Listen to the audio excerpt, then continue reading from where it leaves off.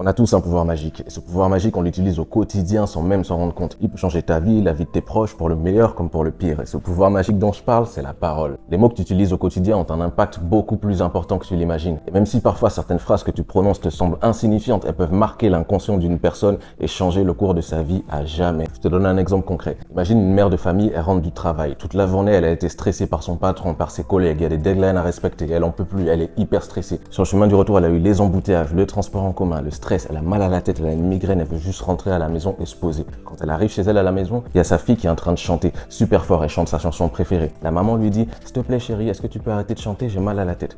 La fille continue. Deuxième fois, la maman lui dit « S'il te plaît chérie, j'ai un peu mal à la tête, tu peux arrêter de chanter ?»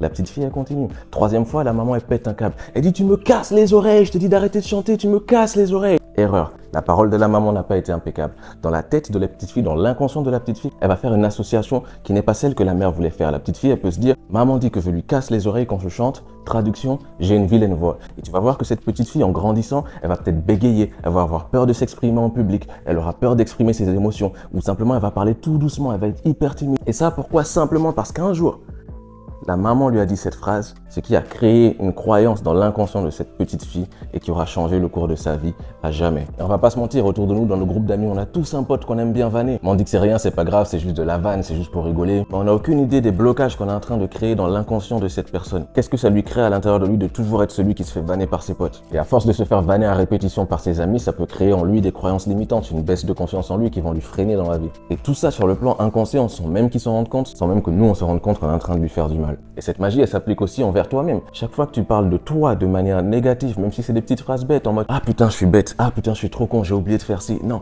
chaque fois que tu parles de toi de manière négative, tu laisses des traces indélébiles dans ton esprit, dans ton inconscient. Et avec le temps, tu vas développer une mauvaise estime de toi sans même t'en rendre compte. Et ces phrases-là que tu t'es prononcées avec toi-même va devenir une réalité. Et même à plus grande échelle, c'est la parole d'un entraîneur dans les vestiaires qui va motiver et donner confiance à toute son équipe pour qu'elle gagne la Coupe du Monde. C'est la parole d'un leader qui peut créer une révolution. C'est la parole d'un chef d'État qui peut créer une guerre, mais c'est aussi la parole d'un homme de paix qui peut stopper cette guerre. Il faut que tu apprennes à utiliser ce pouvoir magique que tu as, qui est ta parole, de manière positive. Tu peux par exemple réciter des mantras, réciter des affirmations positives pour reprogrammer ton inconscient et pour développer une confiance en toi et un amour propre absolu. Ton pote que tu vannes tout le temps là, c'est quand la dernière fois que tu lui as dit que tu étais fier de lui et que tu croyais en lui? Et c'est quand la dernière fois que tu as dit à tes parents que tu les aimais, que tu les pardonnais pour leurs erreurs et que tu sais qu'ils ont fait de leur mieux pour prendre soin de toi? Bon, je pense que tu m'as compris. On va terminer avec une phrase philosophique qui dit « Si ce que tu t'apprêtes à dire n'est pas plus beau que le silence, ferme ta gueule. »